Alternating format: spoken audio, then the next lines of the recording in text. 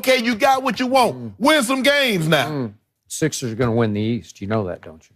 No, what about the Celtics? Hold on. The Celtics not going to win with the I closer. told you, That's Joel it for us. Embiid's We'll the be best back player. tomorrow They got morning. LeBron closer. 9:30 Eastern right now. Colin's going to tell you why every dynasty, well, it needs a lucky break. The Herd starts right now. Undisputed. Here we go. This is The Herd. Wherever you may be and however you may be listening, we are live in Los Angeles and packed today. Wet Los Angeles, rainy Los Angeles. On iHeartRadio, Fox Sports Radio, and FS1. Joy Taylor is joining me as always on a Wednesday. Nick Wright. Derek Johnson, former Kansas City Chiefs star, will be joining us in studio. How are you today, Joy? I'm great. Good morning. Good morning, good morning, good morning. So I read a headline today. Headline today said, Tom Brady has fewer postseason road wins than Mark Sanchez. Whew. That is amazeballs. Of course, Tom Brady never plays on the road in the playoffs. That is pretty much the entire story. I hear this a lot, and I understand. Fan is short for fanatic. People go to games, pay money, love their team, love their city. But I hear this a lot. Well, I mean, New England has feasted on a lame division. That's a real break. You are absolutely right. You are absolutely right. But do you realize every current dynasty got a huge break, or they would not be a dynasty? Think about Nick Saban. This is a 10-year dynasty. Tennessee football, top 12 program, been a disaster. LSU can't get an elite coach. Either can rival Auburn. Until recently, Georgia was a mess. And Florida just now got the right coach. If Nick Saban was facing an elite coach at any one of those schools annually for the last 10 years, they're not getting out of the SEC. They're probably still winning 10 and 11 games, but Florida's been a dumpster fire. Tennessee's been a dumpster fire. LSU, Auburn can't get a world-class coach. Georgia just got one, finally, after 8 years of Nick kicking their butt. That's not to say that Alabama wouldn't be great. You wouldn't have this dynasty. Let's talk about the Golden State dynasty. They got a huge break. Steph Curry got hurt very early in his career, and he signed a skimpy contract. Tiny contract. A good player contract. He instantly, next year, becomes MVP. The contract allows them to fortify their bench, keep Draymond and Clay, and add Kevin Durant.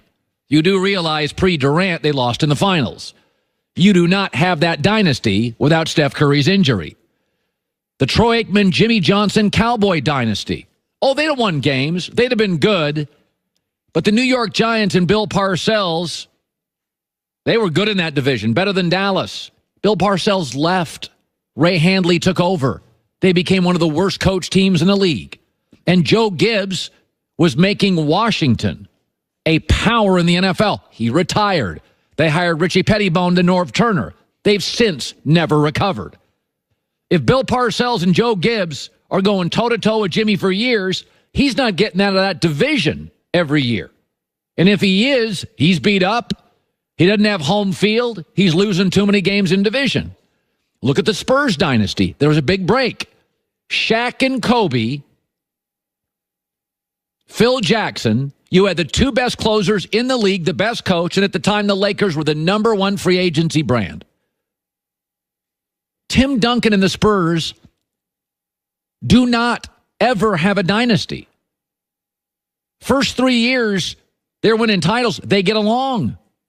Del Harris years, they get along. Then they get a divorce. And then the Spurs dynasty starts with Tim Duncan. When Kobe and Shaq had won 3 straight, Kobe still had 6 prime years left. Shaq about 4. Those are just the prime years. They still had the best coach. They were the #1 brand in the NBA for free agents. Saban, Cowboys, Spurs. Those dynasties got huge breaks. Or they're just really, really good teams that win a championship like the Seattle Seahawks. Yes, the Patriots have feasted on the Bills, Jets, and the Miami Dolphins' dysfunction.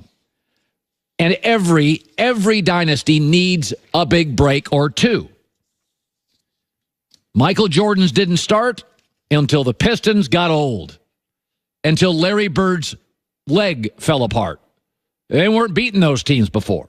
I wouldn't consider that a break, but it should be noted. Michael Jordan's legacy and dynasty elevated when the Pistons and Celtics simply got old. Couldn't beat him before that. Now, I don't classify that as a break like the Spurs got with the Shaq-Kobe divorce, Saban with the dysfunction in the SEC, or Steph Curry rolling his ankle, allowing them to build this monster roster. But before you put too much into the Patriots dynasty just curling up and dying, they would be hosting Kansas City this weekend because they had the tiebreaker, beat them early in the year. They would be hosting Kansas City and be beating Kansas City this weekend, if not for an incredibly bad break. Gronk on the field on a Hail Mary, and a Gronk, of course, is the NFL's worst safety. If not for that implausible, inexplicable finish, the Patriots would be hosting the AFC Championship and favored over Patrick Mahomes and the Chiefs. All right, let's shift gears to this. There are 4 teams left: New England, Kansas City, Rams, Saints. If you are an NFL player, and unless you're in these games, the other 28 teams, there is one team you have to root for. You have to root for the Rams if you're a player. New England has been bad for players. New England rolls their eyes at stars. New England doesn't pay anybody. Even Tom Brady is not a top 8 to 10 paid quarterback. New England is winning with depth, underpaying virtually everybody. They're winning with a system. That's not good for players. For years and years, journalists didn't make anything. You had the CBS News division. CNN covers the world. And then Rupert Murdoch created Fox about outspoken individual political commentators. And they beat CNN. And now people like Rachel Maddow can make over $10 million a year. You should send Rupert Murdoch a thank you. He changed the paradigm. It was no longer about having the beefiest news division. It was about having people with strong opinions, left or right, that people became huge fans of, and it made a lot of people rich. But the Rams are different. Something happened last year in the NFL. Philadelphia decided, we're going to go big on free agency. And they beat the system, New England. And what happened? Jay Glazer discusses what happened after Philly won, splurging big in free agency. Last couple of years, free agency's been a bad game of fantasy football. Guys whose names are big, who are getting overpaid, and you just don't win that way. You don't build, and a lot of teams realize that. They're like, we're not doing this. We're not going and throwing a boatload of money at Ndamukong Suhs and all those guys. It's not a huge type of market because it just doesn't work that way. It's, you got to build through the draft, and you got to smartly go get an Andrew Whitworth. But then all of a sudden, the Philadelphia Eagles happened last year.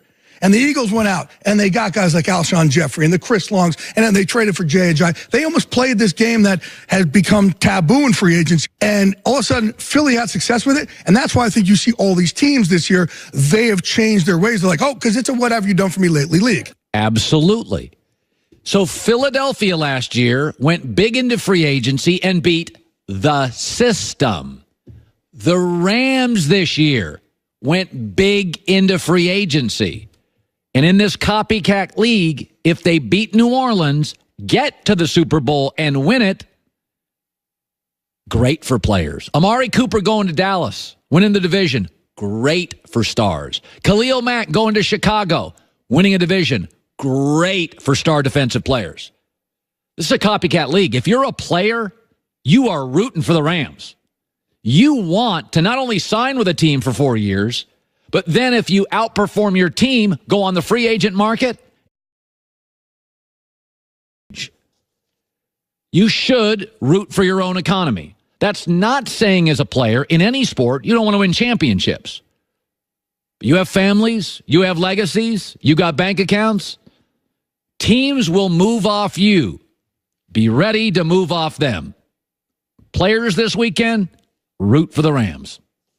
All right, coming up next, you know I am a huge fan of Andy Reid, coach of the Chiefs. And you know I believe he's a Hall of Fame coach. And you know I believe he's the last great coach in the NFL.